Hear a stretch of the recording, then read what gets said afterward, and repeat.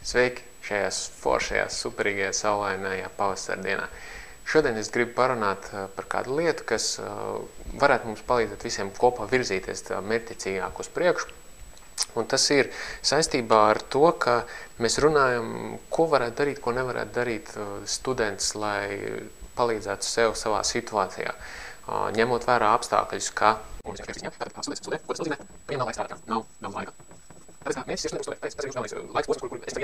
šis ir tas laiks, kad jūs varat investēt maksimāli sevi, un studēt tā ir investīcija sevi. Savukārt par darbu runājot, mēs zinām vienkārši tos apstākļus, kādi ir, ka šobrīd Latvijā ir grūti un maksas izglītība un visas tās lietas, tāpēc ir nepieciešams strādāt. Tā ir nepieciešamība. Un to mums vajag atrisināt. Tad kādas iespējas ir atrisināt savu nepieciešamību?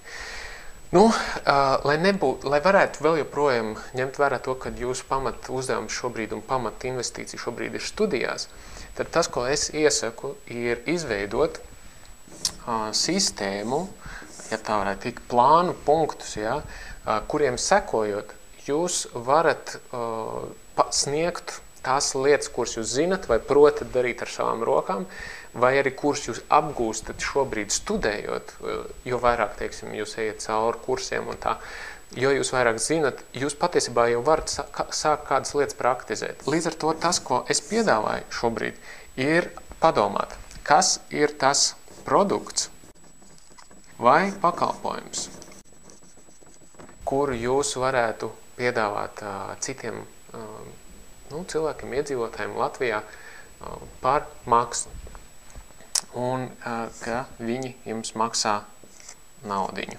Tūlīt mēs parunāsim par vienu aspektu, ko iespējams jūs jau ziniet, bet gribu atgādināt. Kāpēc? Tāpēc, ka tas saistās ar mūsu domāšanas veidu, kā mēs uztveram lietas un kā mēs plānojam lietas. Pa lielam, jebkurai lietai, kurai mēs ķeramies klāt, kuru mēs darām, ir 3 lieli aspekti. Tur būtu pirmkārt laiks, resursi, un tie ir gan cilvēku resursi, gan finanšu resursi, un kvalitāte, kurā tas konkrētais darbs, projekts tiek izpildīts. Kāpēc kvalitāte? Kvalitāte jūs tūlītās sapratīsiet, ja es jums saku, darbs jāizdara tik un tik rūpīgi, tādos parametros viņam jāatbilst. Tas nozīmē, ka jūs nevarat izdarīt tik ātri. Tiklīdz mēs sakām, ka šis ir atskaites punkts, viņš pilnīgi noteikti ietekmē laiku un iespējams arī resursus. Cik daudz mums tur finanses un cik daudz mums ir vajadzīgs cilvēku resursi. Un tur var būt dažādi resursi. Citīgi, piemēram, runājot, kādā veidā kvalitāte ietekmē resursi un laiku. Ja mums tas prasa nevis 10 minūtes, bet 20 minūtes, tad pirmkārt resursi mums izmaksā, un jo mēs ilgāk noslogojam resursus, cilvēku resursus, tas mums dārgāk izmaksā. Tātad šīs lietas momentā ir saistītas. Savukārt, ja mēs sakām, mums laiks ir maz, mums tas ir jāpaspēj vienā dienā un praktiski 4 stundās ir jāizdara viens konkrēts darbs. Ja mums laiks ir maz, tas nozīmē kvalitāte tiek ietekmēta. Ņemiet kaut vai tos pašus kursdarbus, kurus jūs rakstiet. Ja jums ir palikusi viena nakts, kurā to uzrakstīt, jūs zināt, ka kvalitāte potenciāli cietīs no tā, nevienmēr, protams, ir arī ģēnija, bet kvalitāte var ciest no tā, kad jums ir maz laika, tāpat arī resursi. Ja jums ir pateikts 4 stundās, tas ir jādara, jums nav laika iesaistīt, maksimāli daudz resursus un tā. Vai arī otrādi, viņš var prasīt vēl vairāk resursu iesaistīšanu. Tā kā, tās ir lietas, kuras savā starpā ir saistītas, un biznesā nevienreiz jūs par to dzirdēsiet.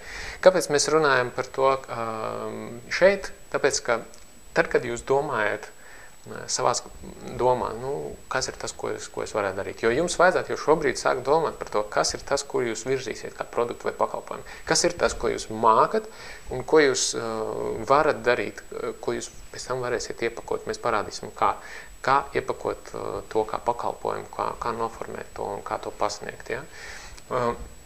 Jums ir jādomā par to, cik jums ir laiks. Tas nozīmē, jums ir jāsastāda sev grafiks vienkārši pa dienām un jāskatās, piemēram, pirmdien, otrdien, trešdien, ceturtdien, piekdien, cik daudz laika man ir, ko es varētu veltīt šīm te lietām, kas saistīts ir kā piepelnīšanos. Savukārt par kvalitāti, vienkārši atcerieties, ka tad, kad jūs domājat par savu produktu vai pakalpojumu, jums vajadzētu padomāt, kādā kvalitātē jūs to plānojat izpildīt.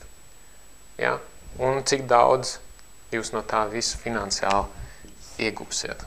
Cik daudz latiņas jūs no tā iegūsiet tādā kvalitātē, tādā laika posmā, ko jūs varēsiet izdarīt.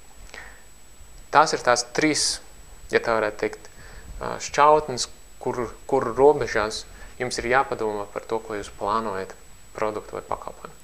Jo tas radīs nākamo vajadzību, par kuru mēs tūlīt parunāsim, nodzēsīšu tāfeli.